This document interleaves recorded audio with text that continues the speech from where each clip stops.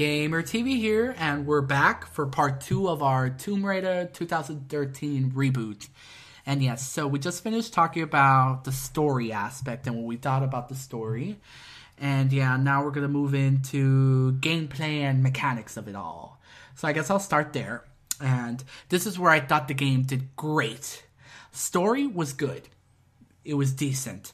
But gameplay is what I thought was excellent. Mm-hmm. Yes, I have to praise right now. I love this cover system. That you really don't cover yourself. Like how in Uncharted or other games you press X and forward to, cover. This one, she automatically, when there's danger around, she'll crouch. And she kind of moves into the object how she would move. It's very... like a sticky attachment, but it flows. It flows. I think it just makes it more fluid. That's the word I was looking for, fluid. And that's what I thought, and of the gameplay and the mechanics itself. And another thing I liked that it added to it was the climbing sections or anything dealing with, not the gun mechanics or, fighting, was done different. Instead of, other games where the protagonist can't really, you don't really do anything. You just go to the side jump, go up. Okay, there's no room for error. Mm-hmm. Here, they're kind of put like, when you hook the axe into your wall, you have to press like a quick time event. A lot of people don't like quick time events, but I think for those sections, it works well because it kind of keeps you on the edge of your feet. Right. Especially when you're like running away from those, samurai thingies. I thought the gameplay was excellent. How about you, Jonathan? Speaking of gameplay, like I said before, I'm actually more of a story person, so gameplay is really not my forte. So I actually played the game on easy. I know that you played it on hard or medium or actually normal, right? Yeah, I played on normal and then I finished it hard. I don't really know about the hard, but maybe you can talk a little bit more about that. But as far as the easy one, I loved how simple the game made it for you to just auto aim. I really had no difficulty playing the game. I thought that the story was amazing. I really didn't get that many game overs, and if I did, it was something fun to replay again because it happened during a cool scene. Well, remember when I saw you play, because you were playing on easy mode, that was right. And remember I had gotten upset because I'm like, oh wait, they actually took out chunks of the game. Remember, I'm like, oh, you don't get to battle that guy. They just made it so that guy, dies already. Right. And you just pass it and I'm like, oh my god, but I remember having difficulty killing that guy and I was all like, oh, you asshole. Like, oh, I didn't know that easy mode would like stop those things and like cut things out. That's pretty interesting. At the same time, I don't really feel like I missed out a lot. Of course not. Yeah, no, I get you. But how did you like the bow and arrow? Let's talk about the bow and arrow. I loved the bow and arrow. I fear them introducing the two handguns because I feel like there's going to be no point in her having a bow and arrow anymore. I feel like, okay, let's say that Tomb Raider eventually goes into the city. What is she going to be doing with a bow and arrow? I know. We're going to miss the bow and arrow. So, that's definitely one aspect of the gameplay that I just loved it. I love what they did with it. I know. I love that bow and arrow. Oh my god, it's like my favorite weapon of life.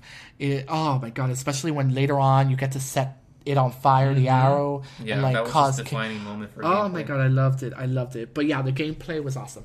Now let's talk about your forte and my forte too as well. We both loved this. How about soundtrack? What did you think of the music of Tomb Raider? I love the music. I just thought it was really amazing. I loved more than just the soundtrack. I love the moments that they wanted to include the soundtrack in. Right when you were playing the game. If you were to jump on this building and it were to fall, all of a sudden that's when the dramatic music would start. And no matter what point you were at, if you stayed behind a little bit or you wanted to just go ahead and rush through the scene, the music made sense. It was timed perfectly so that when you would hook your axe into that rock, it would play that certain instrument. And I thought that was just really good creative maneuvers that they had as far as the music and how to use it in the gameplay. Yeah, I didn't tell you this, but because they were doing a behind the scenes with the game. Do you know most of those things you hear, he made an instrument for it? You really have to see the behind the scenes. It's really, really interesting how he got all these like bottles and like wind chimes and all these like weird things. And that guy's a genius. I don't know his name. I forgot to write it down. But yeah, that guy is awesome. I also thought the soundtrack was perfect. It's really melancholy, very, very dark, but also uplifting. It served its purpose, but I still hum it, from time to time. Mm-hmm. And, with the collector's edition, it came with the soundtrack. So, sometimes I'll pop it in afterwards. I really love the soundtrack. It's beautiful. But yeah, let's touch up a bit because, I kicked your ass in multiplayer. Just to let you know, guys, I'm not a fan of multiplayer. Never have been. I don't think I ever will be. Just because there's players like Danny here that just kick my ass to no end and enjoy doing so. And I don't enjoy. Hey, how about you with your cheap moves and that grenade that you got me stuck in that corner? No, there's no cheap moves. It's all fair game. Gosh, but yeah, the multiplayer. What you think about it? I thought it was great. I had a lot of fun with it. I like the fact that they introduced the whole trap system. Oh yeah, I hated that. You set that one up good in the bridge. Helped me out a lot. I was like, fuck this little ass. But I did like the multiplayer. I really didn't find myself playing it for more than 40 minutes. Again, multiplayer is not my thing, but in the end, I did think it was great. I thought it was okay. Yeah, it was good. I loved it. Contrary to what other people are saying, that it's just an add-on. It's an add-on that works. It's not anything new. I agree with that. It's not, innovative or anything, but it is a fun multiplayer. And, I hope it continues for a couple more months because, it gave me something to do after Tomb Raider. Because, afterwards, I collected all those stupid GPS shits. Right. Yeah. But then after that, I'm like, I want to continue playing it because the gameplay is just... I love the bow and arrow, and the gameplay is excellent. So I wanted to continue it, and the multiplayer, it helped with that. But yeah, so I guess we could go with our likes of the game. So what's your likes? My like is the actress that they brought on board to play Lara Croft. Her moves, her voice, Agreed. her facial. I think that was the most. That was the most really epic moment of the game itself. Just who the actress is gonna be. I hope that they keep her around for part 2. But I really thought that she made the game what it was. You bastards! I love her voice. I agree with you. That's another like of mine. I love her voice acting. I thought it was really well done. And then I also love Sam and Angela. I hope they bring them back for the sequel. But yeah, voice acting would be a like. And I love... Another like of mine would be the journals and the relics. Let's talk about the relics. The relics, when you find them, how Laura talks about each one. Mm-hmm. And then I love it because one of them, she's like, could this really be the elephant trunk from Africa? And then she turns in and she's like, made in Africa, made in China. It's not. I like those little tidbits they did. But yeah. I thought, speaking of the relics, I thought it was missing a lot just because in the old Tomb Raiders, when you would find the relic, it was usually a key to open a door or solving a puzzle. Where this one, I felt like it kind of lacked just because it was kind of optional if you got it and if you wanted to turn it around And yeah, it was fun to hear what she would say about it, but it really, to me, served no purpose in the game other than to bring the fact that, Lara Croft is a Tomb Raider. Well, she does have to explore, somewhat of the relics that were left behind in the island. But it really served no purpose to me as far as just explaining her character. Right. Maybe we'll see more to it in part 2. Maybe she'll do something more with the relics. Maybe make it more interactive than just finding out what they are just for pure curiosity. Yeah, I get what you're saying, and that will lead to one of my dislikes. So we could talk about likes and dislikes alike right now. So yeah, dislike. For being a Tomb Raider game, there's like 7 or 6 tombs. It's more about gunplay and more of using that kick-ass bow and arrow that we really do. This game has no real puzzles, and the puzzles are optional.